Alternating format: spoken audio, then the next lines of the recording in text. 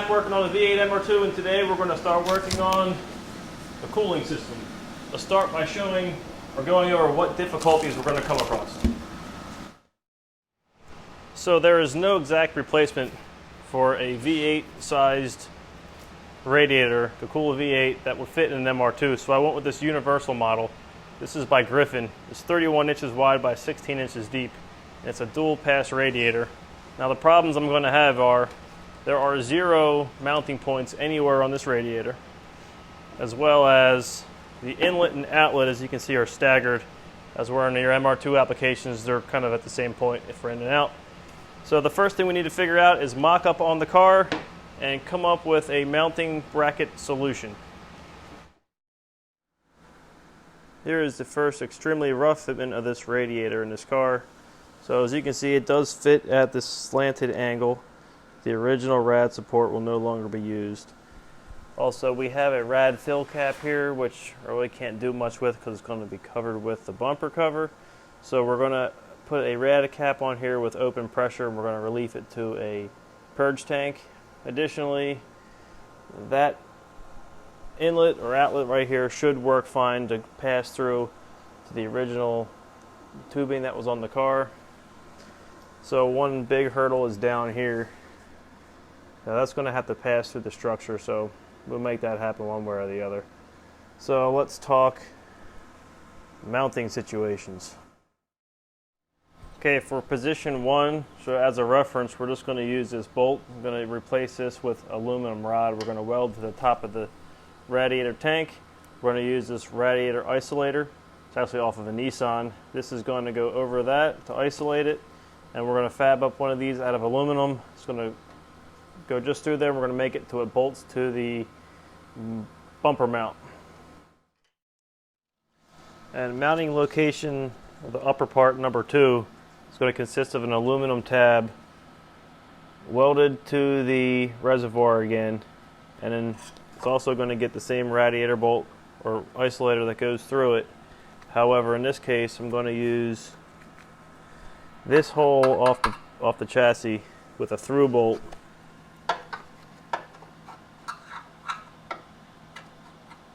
Like this, and the isolator is going to hang off of it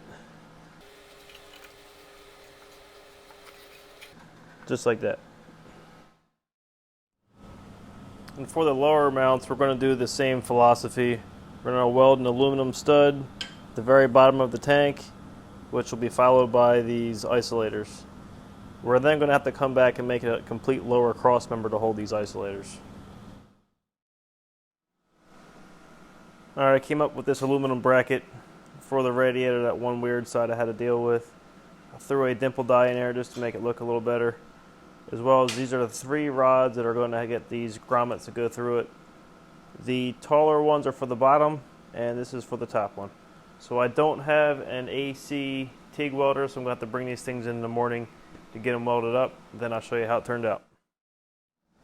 And there we go, got it back from the welder. I now have my 4 points to mount.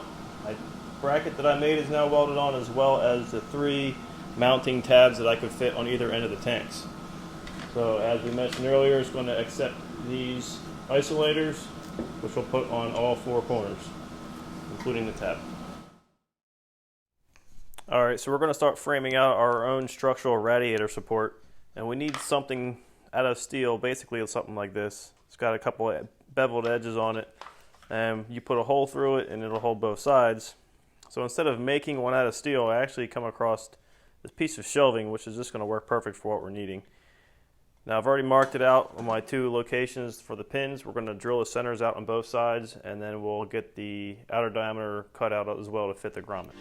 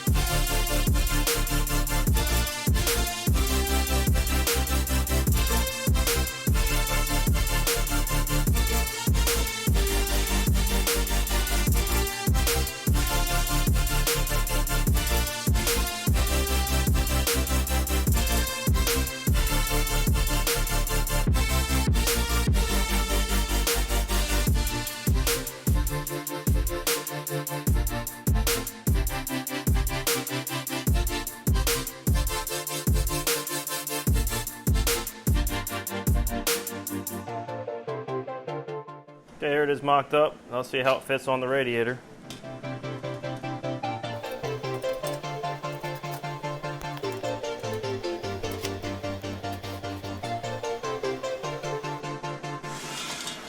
Alright, there we go. So next thing we need to work on is uprights to go from the lower corner up to our frame rails, which will secure it in place. So a couple things about this original radiator support. These original steel pressed in grommets that are in here look absolutely horrific. They're on both sides. And it leaves this jagged edge hole over here. So I need to clean this up. And while I'm at it, I'm going to just drop a few other holes across it to match the other one with some dimple dies. Additionally, this part of the bracket came out, and this had an outward bump to it, which kind of impeded towards that radiator about a 1/4 inch on either side. So I cut them off, knocked that little bump out in, and then we're going to seam weld them across. So we'll get some holes drilled in here now.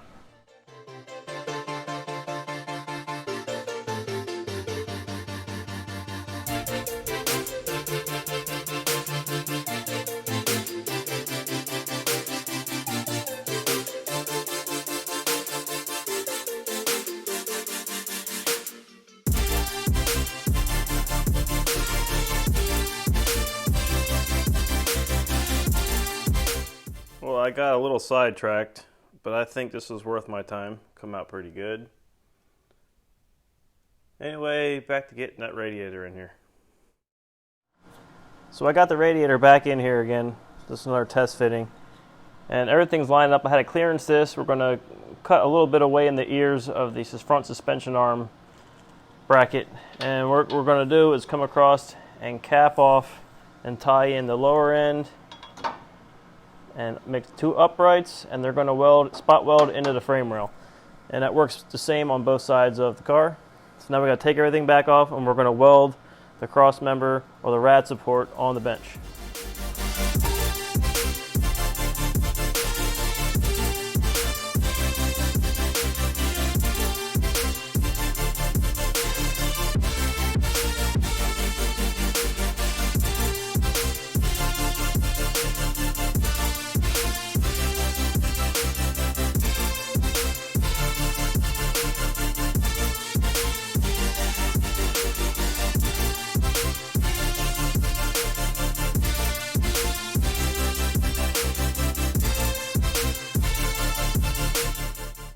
Alright, I clearanced some metal for the new radiator support. And so right here I had to cut along the top and down. And on the passenger side, this is where more complications came in. Again, I cut up and down. Also, I had to make a relief. This is where the lower radiator tube is going to pass through at. And that's all welded back in. So now we have that out of the way. We're going to put our radiator support in.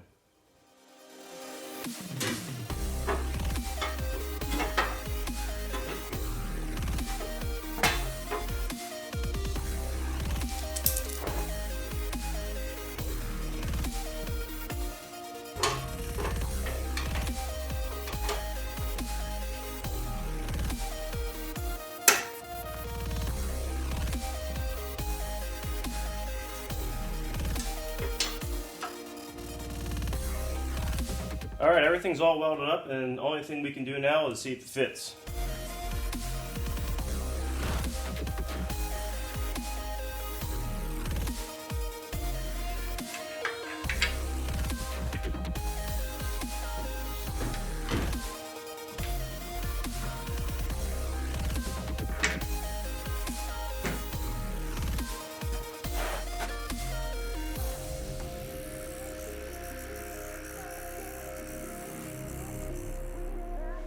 So we're all bolted up on 3 corners. This is the only one I had to work with.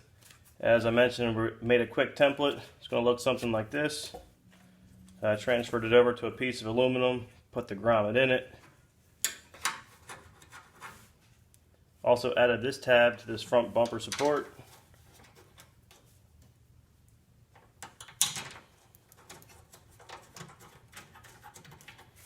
And there we have it. We're mounted on all 4 corners. Alright, so there it is. Really big radiator in a really small car. Now to make this work, we need to cut a really big hole in this hood to vent through. So we're going to do that in the next video we come across. See you then. Thanks for watching.